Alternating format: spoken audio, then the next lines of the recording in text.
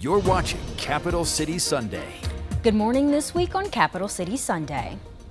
The path to the White House goes through Wisconsin. Kamala Harris kicks off her presidential campaign in Wisconsin. The major changes in the strategy for Democrats less than 4 months until the election. When you're dealing with them, you can't be too nice. You really can't be. So if you don't mind, I'm not going to be nice. Is that okay? And former President Donald Trump on the campaign trail in Charlotte with a lot to say about President Biden and Vice President Harris. And younger voters weigh in on how the war in Gaza could affect this election as Israeli Prime Minister Benjamin Netanyahu comes to the U.S. to speak in front of Congress and meet with American leaders. Thank you for joining us. I'm Darielle Fair. Vice President Kamala Harris held her first campaign rally since President Joe Biden dropped out of the presidential race on Sunday. We have 105 days until Election Day, and in that time, we've got some work to do. But we're not afraid of hard work. We like hard work, don't we? And we will win this election. Vice President Kamala Harris making her first campaign stop in Milwaukee as she says the path to the White House runs through Wisconsin. With just 100 days to the 2024 presidential election, the Democratic Party moving quickly to formally accept Harris as their Democratic nominee. More than 3,000 people attended the vice president's rally, a spokesperson for the Harris campaign confirming this was the largest event the campaign has had to date. Energized, rejuvenated, just some of the words coming from voters who believe Harris will lead Democrats to victory in November. She's articulate, she has a stellar background, and she will be an outstanding president. I think she's great. Thank you so much. She's got my vote. We needed this type of energy. We needed this type of leadership at the front. Don't get me wrong, we love Biden, but this is the energy we need to carry us over to victory. To be able to be here with 3 generations who all have a different perspective but all have a feeling of hope is just incredible. I think for my generation, I'm very excited to have hope again. I am very sad about President Biden and what happened, but now we have to look for the future, and I believe Kamala can do that for us. It'll mean saving democracy. The threat is real, but you have to remember, we're not just voting against a threat, we're voting for something. Others saying they are still on the fence on whether this will be the change the party needs. Would you say that you're backing Harris at this point? No. I think that I need to understand what their policy positions are. I'm going to have expectations of the Democratic Party to actually have policy positions and not just have a threat that we're all going to be under fear. You know, I need policy that is moving us away from war, away from police deaths, towards prosperity, and towards democracy. I need to see an actual plan to combat 2025 and not just the fear of Project 2025.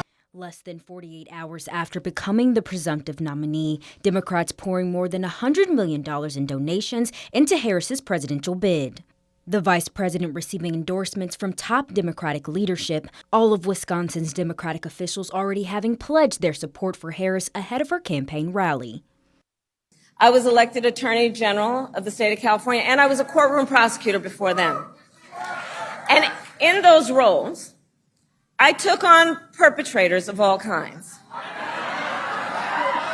Predators who abused women, fraudsters who ripped off consumers, cheaters who broke the rules for their own gain.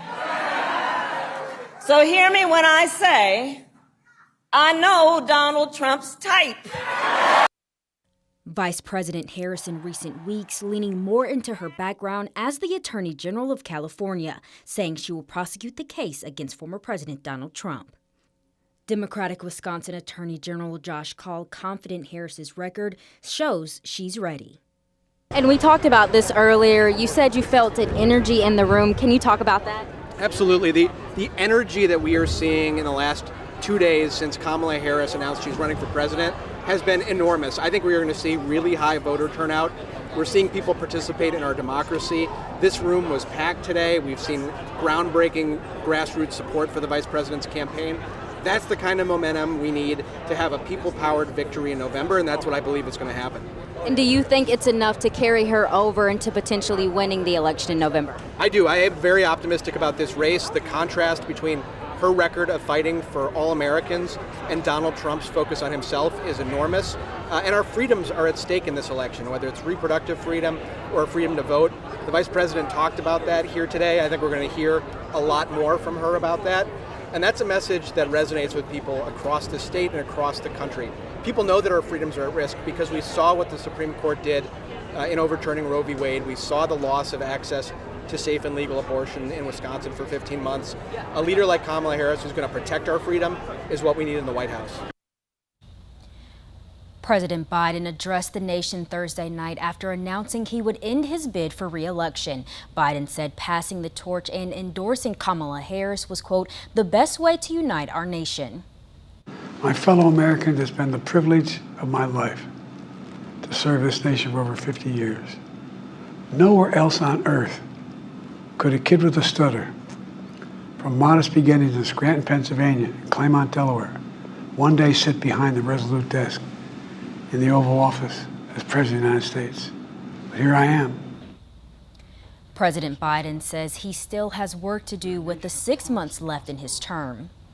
Meanwhile, former President Donald Trump hit the campaign trail in Charlotte. He criticized Biden but turned his attention to Vice President Harris, calling her radical and blaming her for what he says are the Biden administration's failures, particularly along the U.S.-Mexico border. Everything Kamala touches turns into a total disaster. She's destroyed San Francisco with her policies. She'll destroy our country if she's elected, so we won't let her be elected. We can't let that happen. The switch from President Joe Biden to Vice President Kamala Harris re-energized some voters. Up next, the role black voters will play in the November election.